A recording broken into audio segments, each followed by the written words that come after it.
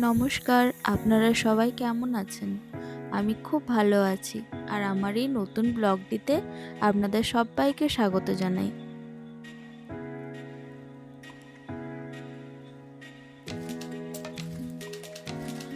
সকালে ঘুম থেকে উঠে আমি একটু চা খেয়ে নিলাম আর তারপর এক গ্লাস চিয়া সিড ভেজানো জল থাকে ওটা খেয়ে নিই। তারপর আমি আমার কাজগুলো শুরু করি। এই যে ঘরটা মুছে নিলাম, ঘরটা প্রচণ্ড নোংরা হয় এখন, কারণ ওপরে প্রচুর রুম হচ্ছে, সিমেন্ট ধুলো বালি যা হয় আর কি। আমার প্রতিদিনের এটা একটা কাজ, ঘরটাকে ভালো করে গুছিয়ে বাগিয়ে পরিষ্কার না করলে আমার মনটা শান্তি হয় না।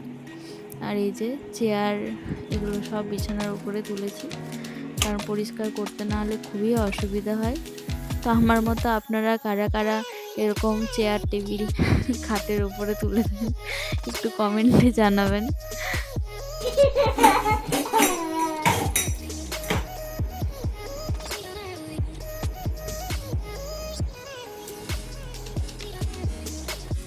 ঘরটা পরিষ্কার করার পর আমি একটু বাজারে চলে গিয়েছিলাম আর বাজার থেকে একটু মাছ নিয়ে চলে এসেছি।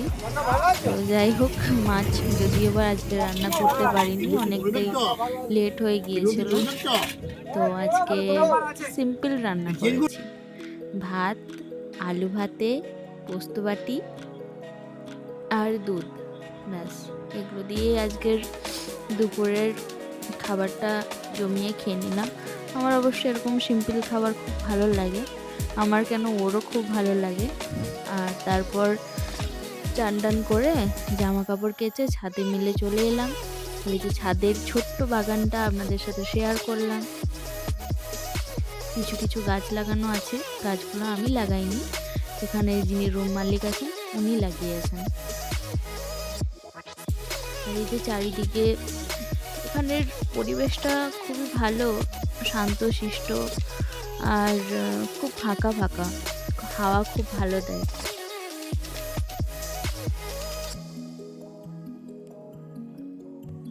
আর আজকের ওয়েদারটা দেখছেন, আজকের ওয়েদারটা খুব ভালো, সারাদিনই একটু হালকা হালকা গুড়ি গুড়ি বৃষ্টি হচ্ছিল, তো আমার তো খুবই ভালো লাগে। ওয়েদারটা খুব ঠান্ডা হয়ে গিয়েছিল। আর এই যে গাছে ভেন্ডি ধরেছে, আরও অনেক কিছু ধরেছে। তো যাই হোক, ছাদ থেকে চলে এলাম জামা প্যান্টগুলো নিয়ে, জামা প্যান্টগুলো ভালো করে বাগিয়ে গুছিয়ে আলমারিতে সেট করে দিলাম। আর হ্যাঁ, আপনাদের সাথে আরেকটা জিনিস শেয়ার করার ছিল, সেটা হলো এই যে আমি লঙ্কা গাছ লাগিয়েছিলাম। বাজার থেকে যে লঙ্কা কিনে আনি ওই লঙ্কারই কয়েকটা বীজ রেখে দিয়েছিলাম, ওগুলোকে টবে ছড়িয়ে দিয়েছিলাম। দেখুন খুব সুন্দর সুন্দর লঙ্কা ধরেছে। জানি খুব বেশি পরিমাণে ধরেনি, অল্প ধরেছে, তবে আমার এই লঙ্কা তুলে মুড়ি খেতে উফ খুব ভালো লাগে। এই লঙ্কার সেন্টটাই খুব আলাদা হয়। তবে গাছের যদি একটাও কিছু হয় সেটা খুব আনন্দের, তাই আপনাদের সাথে শেয়ার করলাম। তো গাছগুলো পাতাগুলো কিন্তু খুব ভালো হয়েছে, একদম বড় বড় লম্বা লম্বা। আর একটু বাজার বেরোতে হবে, তাড়াতাড়ি রেডি হতে হবে, হাতে একদমই টাইম নেই। এখন বাজছে 7:23, হাতে একদম বেশি টাইম নেই। ও আছে রাস্তায়, আমাকে বললো 5 মিনিটের মধ্যে রেডি হতে, নালে ক্যান্সেল। চলে এসছো? হ্যাঁ পারবি, তোদের এই ছুটি নেই।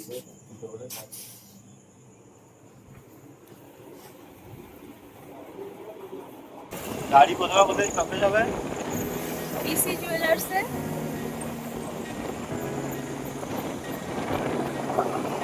আমার গাড়ি কিন্তু যাওয়ার সময় 31 স্টপেজ, আসার সময় কিন্তু 31 স্টপেজ, মাঝে আর কোথাও দাঁড়াবো না বলে দিলাম।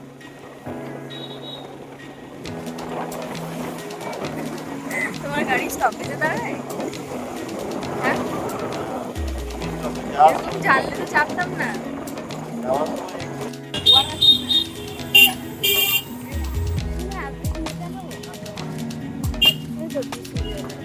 এটা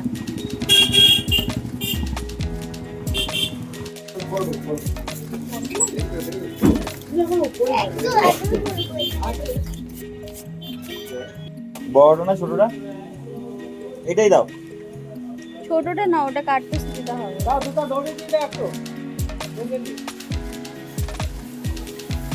আমি দেখেছি। তুমি ভালো সবজিগুলো লুকিয়ে রেখে দাও। টমেটো গুলো আজকে তোমার ভালো না, এগুলো পচে যাবে কিন্তু, বুঝলে? 500ই দাও। এটা 500 হবে?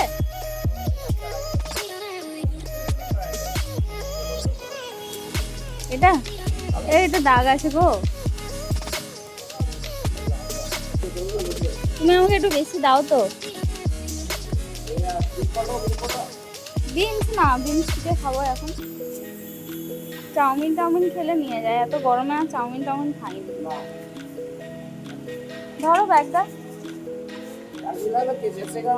ক্যাপসিকাম ভালো কই?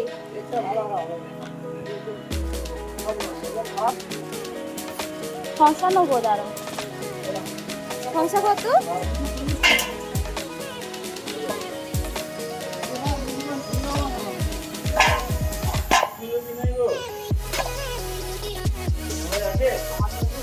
এগুলো কি দেশি শসা? একদম পিওর দেশি শসা? এটা কত কিলো?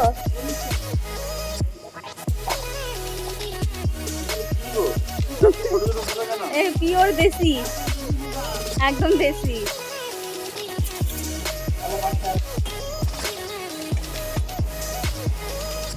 একটু কচি রেখে দেবেন, হ্যাঁ?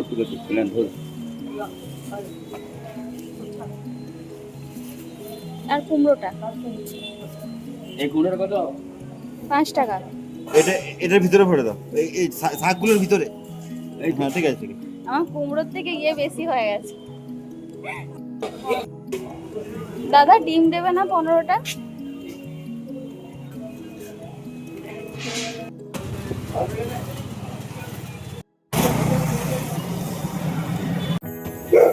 এখনই শেষ।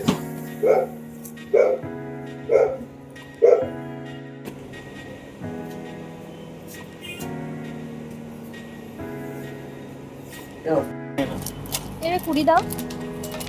এটা আরেকটা নিয়ে নাও, আরেকটা নিয়ে নিচ্ছি এটা। নিয়ে নাও।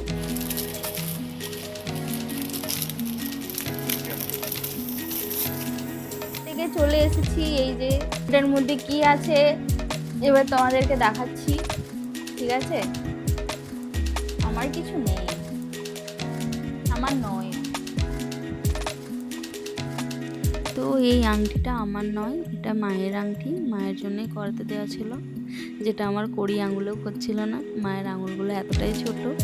আর সোনার যা দাম, সোনার দাম প্রচণ্ড বেড়ে গেছে এখন।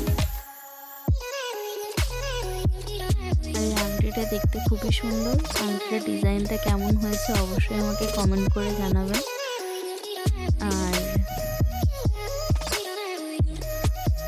তো ব্যাস এটুকুনি বলার ছিল। আর আমরা বাজারে গিয়েছিলাম, সেরকম কিচ্ছু খাওয়া হয়নি, খুব খিদে পেয়ে গেছে, তাই তাড়াতাড়ি আমি রান্নাঘরে চলে এলাম। আটাটাকে মেখে নিলাম, ওর 4টে রুটি আর আমার 2টো রুটি। তো রুটিটা আমি ঝটপট করে নেবো। আর আগে না আমি একদম রুটি করতে পারতাম না, রুটিগুলো আমার খুব একটা ভালো হতো না, শক্ত হতো, যার জন্য রুটি খেতেও ভালো লাগতো না। আর এখন রুটি খুবই ভালো লাগে, কারণ এখন নরম আর গোল দুটোই হচ্ছে। তো যাই হোক, রুটিটা আমি তাড়াতাড়ি করে নেবো। তারপর আমার চিকেনও করতে হবে। ওদিকে 9:30 বেজে গিয়েছে, আর বেশিক্ষণ টাইম নেই হাতে, তো ঝটপট রান্নাটা করে নিই।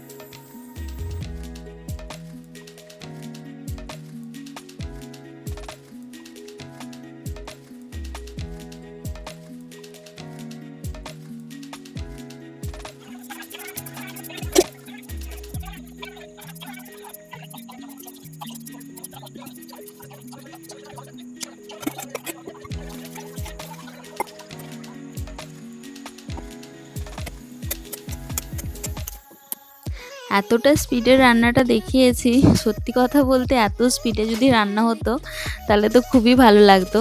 তবে যতটা স্পিডে দেখিয়েছি এতটা স্পিডে কাজগুলো আমি মোটেও করতে পারিনি। অনেকটাই টাইম লেগে গিয়েছিলো, প্রায় আমাদের খেতে খেতে 12টা বেজে গিয়েছিলো। আর এই আলুগুলোকে খুব লাল লাল করে প্রথমে সর্ষের তেলে ভেজে নিলাম, একটু হলুদ আর একটু নুন দিয়ে। আর তারপর আলুগুলোকে ভাজা হয়ে গেলে তুলে রেখে দেবো। তারপর পেঁয়াজ আর টমেটো এগুলোকে একটু হালকা নুন দিয়ে ঢাকা দিয়ে দিলাম, ভাপিয়ে নিলাম। তারপর আমি মশলাটাকে বেটে নিচ্ছিলাম। প্রথমে ভেবেছিলাম মশলা বাটা ছিল, কিন্তু মশলা বাটা এইটুখানি ছিল, তাই আরেকটুকু আমাকে মশলা বেটে নিতে হলো, কারণ মাংসটাতে খুবই নাহলে মশলাটা কম হয়ে যাচ্ছিলো। তাই মশলাটা বেটে নিলাম। এই পেঁয়াজগুলো ততক্ষণে ভাজা হয়ে গেল। তারপর আমি দেখছি যা আমার যে মশলাগুলো থাকে সেই মশলাগুলো একটাও কোটোতে ছিল না, সব শেষ হয়ে গেছিলো প্রায়। তাই মশলাগুলোকে আমি রান্না করতে করতে সব মশলাগুলোকে আস্তে আস্তে ঢেলে নিলাম। এই শুকনো লঙ্কা, জিরে, ধনে গুঁড়ি, লঙ্কা গুঁড়ি, তো এগুলো সব ঢালা হয়ে গেল। তারপর হলুদ, ধনে গুঁড়ি, জিরে গুঁড়ি, লঙ্কা গুঁড়ি এগুলো দিয়ে ভালো করে কষিয়ে আমি একটু ঢাকা দিয়ে দিলাম। যেই একটু ভালো করে মশলাটা তেল ছেড়ে দিয়েছে দেখলাম, তারপর মাংসটাকে ধুয়ে আমি মাংসটাতে ভালো করে টক দই দিয়ে আর একটু সর্ষের তেল আর লবণ মাখিয়ে একটু ম্যারিনেট করে নিয়েছিলাম। তারপর কড়াইয়ে দিয়ে দিলাম চিকেনটাকে আর একটু দিলাম টমেটোর সস। তো ওটাকে দেওয়ার পর যে মশলাটা আর চিকেনটা একটু অল্প বেঁচে ছিল সেগুলোকে আমি ফ্রিজে ঢুকিয়ে দিলাম। আর এদিকে আলুটাকে আবার মাংসের উপর দিয়ে দিলাম, দিয়ে পরে ভালো করে একটু কষে নিলাম। অনেকক্ষণ ধরে কষতে হবে। একটু ভালো মতো করে কষার পর আমি মেথি পাতা ছিল, মেথি পাতা নাহলে ধনে পাতা, এগুলো দিলে মাংসর টেস্টটা খুব ভালো লাগে, আর রুটি দিয়ে এগুলো খেতে অসাধারণ টেস্ট লাগে। তো আমার কাছে ধনে পাতা ছিল না, মেথি পাতা ছিল, তো ওটাই দিয়ে দিলাম। দিয়ে দেওয়ার পর একটু ঢাকা দিয়ে দিলাম চিকেনটাকে। তারপর এই যে কত সুন্দর রং ছেড়েছে। তবে টক দই দিলে একটু রংটা ফিকে হয়ে যায়, তো ওটা কোনো ব্যাপার না, টেস্টটাই আসল ব্যাপার। তো খেতে খুব ভালো হয়েছিল।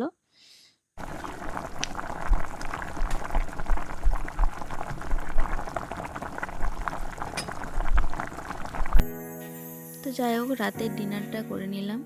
আর ডিনারটা কমপ্লিট করার পর আমার যে কাজটা বাকি থাকে সেটা হলো রান্নাঘরটাকে পরিষ্কার করে নেওয়া।